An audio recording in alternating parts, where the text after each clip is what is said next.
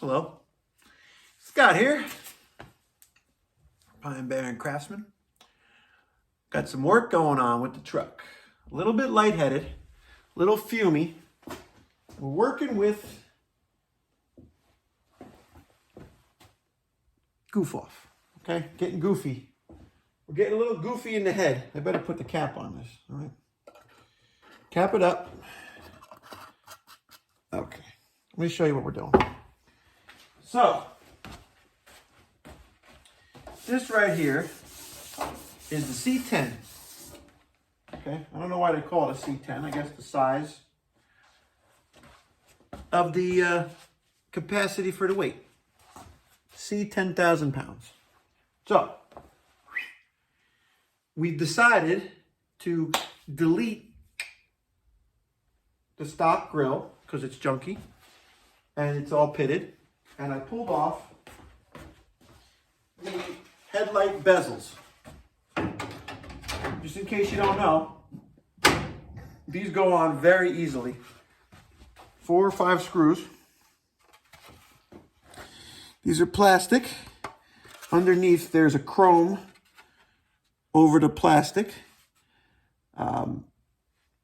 I don't know if they're originally from Taiwan or if these are pop-offs, repops.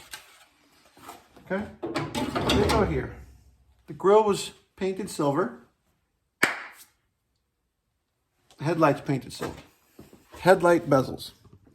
I'm using the stripper on this piece of trim. Underneath this is the same scenario that we had over the top of the doors, which is stainless steel. Okay, stainless steel. Chrome door handles, chrome trim rings on the car. So I got a new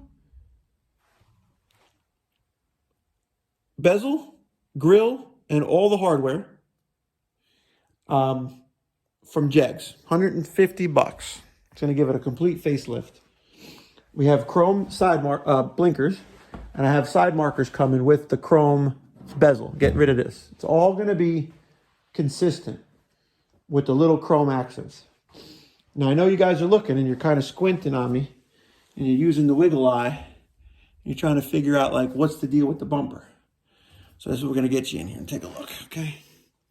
So this is a steel aftermarket bumper. This is not original.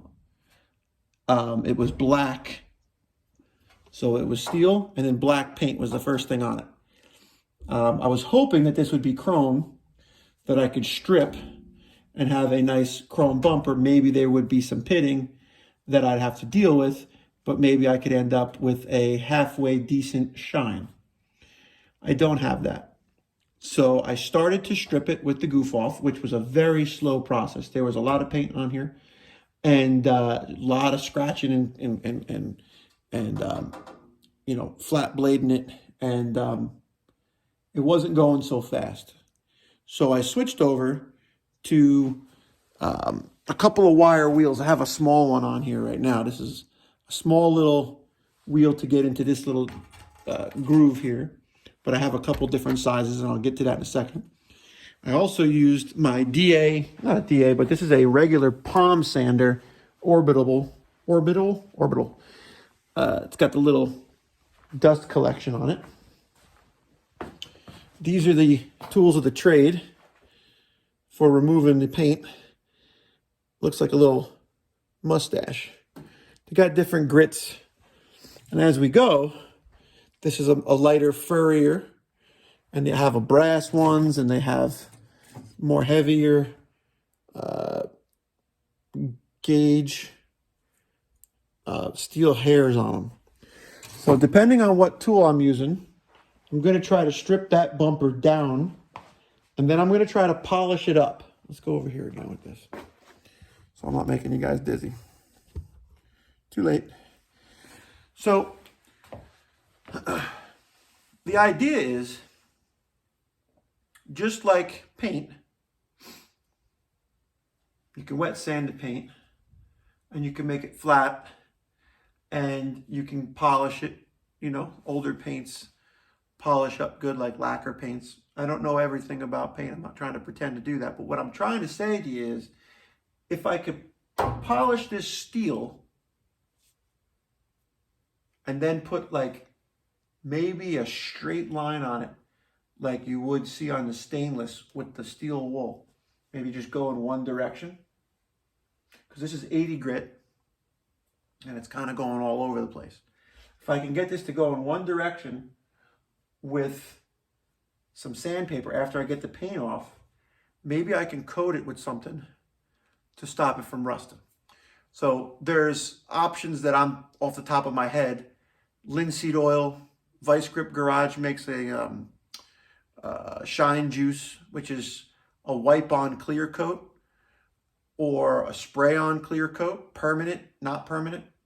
Linseed oil, you know, what can I do? Or just regular polish.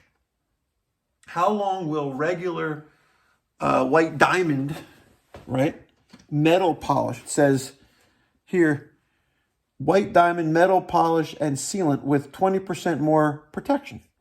Removes oxidation, discoloration from aluminum, brass, chrome, stainless steel. Doesn't say steel, but stainless steel.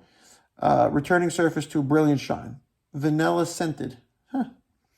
So, can I put a heavy gob of this on there and coat this bumper so it shines? That's the answer. So, I'm going to come back over here to this mess. Messy.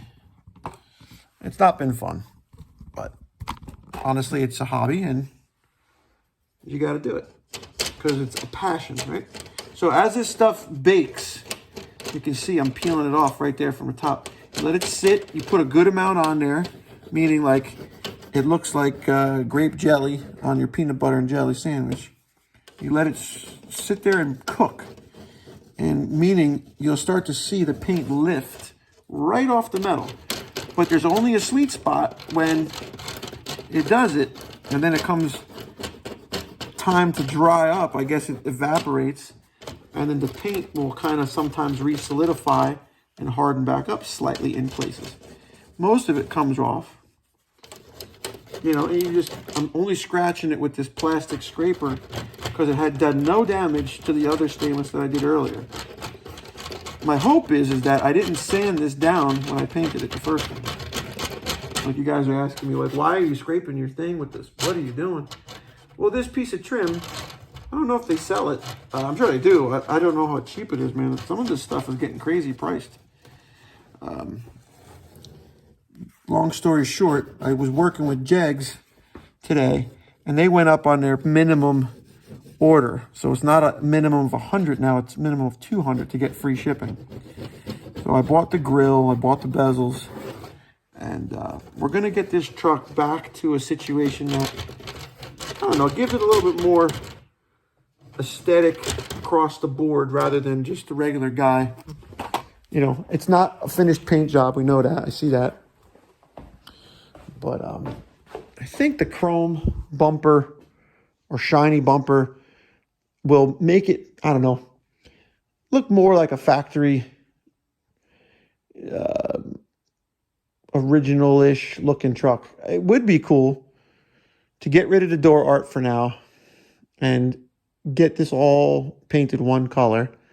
There's two different colors of black here. There's a different sheen to it. This is a flatter black. This is a shinier black. So I'm thinking about maybe just doing the door in this lower part of the truck. And then we can even get away with a two-tone cut top. If we could do a white top, I don't know. What do you guys think about the two-tone on the top of the truck? I mean, do you come all the way down to here? Or do you cut it off at the top there? Make it a white top or orange top? Kind of work off of this Trans Am color because my motor's orange. Let me know what you think. So that's some ideas. I'm going with a different aesthetic. I want to bring the truck back to, you know, something that people look at and they say, okay, that looks like a nice, clean factory looking C10 rather than a rat rod. This back bumper is black, and this one will need to be addressed as well. Okay, one more point of interest, because it's going to be a long video, sorry. In the 80s, the vans had a bumper that looked like this. Okay, I don't know what the years were. I know that around 80, 81, they changed the headlights over 82 to square headlights, and the bumpers changed, and the body fender changed, and the hood changed. This is more of a squared off, square body. The other ones were a little bit more sleek. The bumpers from those trucks, I like the newer version, but they come out a little bit. They bump out a little further, and there's a little bit of an angle that comes back, if you understand what I'm saying. Well, the vans are shorter down here. They shorten up. They're shortened by a couple inches. So this bumper actually defeats kind of more in line with the fender line here. So the idea was maybe I would do that, you know, just because I don't like, you know, this out so far. Just talking. You can get a good eyeball into my radiator and my transcooler that I mounted here. This is how I mounted it. Basically put a threaded rod with a lock nut, and this has been like this for like, I don't know, 6 years almost. No leaks, no moves, no vibrations, and I got it rubber mounted. I got some rubber bushings from a suspension kit that I had, and it never moved. So if you guys are wondering about a good mountain location, I've not had a problem with this location. The zip tie might not be in there for much longer, but even that, I was able to hide the steel braided lines. You know, when you spend money on this stuff, sometimes you get pissed, you know, you're spending a lot of money, but if you buy the quality stuff, it lasts longer. That's an Earl's transcooler, very heavy duty, good mounting, and the stainless steel kit. Anyway, thanks for watching, you guys. Like, share, subscribe. Come on, let's get to 600,000 people.